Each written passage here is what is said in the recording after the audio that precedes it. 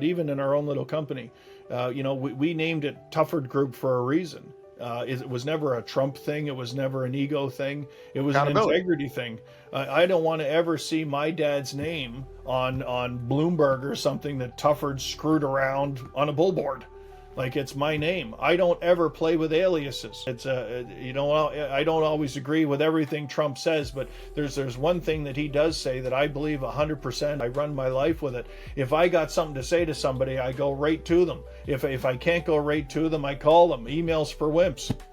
So I don't hide behind masks. I don't hide behind an alias. If I'm on Twitter, it's my first name, it's my last name. If I'm on Telegram, it's my first name, it's my last name.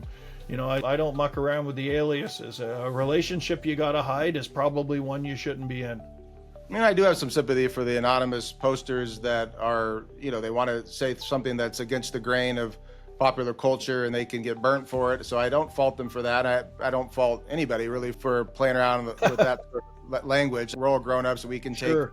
take the heat and criticism. And you got to keep in mind that somewhere between 2.5% to 5% of any civilization, any society, have a personality disorder, and 100% of those people are online, and they tend to go together in certain groups. Well said. That's and great. they're not necessarily threats either, because they can be useful focus groups as naysayers. Imagine if there was a naysayer in the group during the Cuban Missile Crisis. Like, we definitely could have avoided the brinksmanship a little bit better. Like, you always need a naysayer. And I think these, what people collectively refer to as trolls, they serve a useful purpose. They're, probably evolutionarily speaking, those were the guys that either got kicked out of the tribe or they were out exploring for new lands and came back either with great news or never returned. I think those sort of genetic mutations that cause people to be an outlier, to be a naysayer, there's an evolution reason for it. It gives you feedback. It's like an antivirus to groupthink,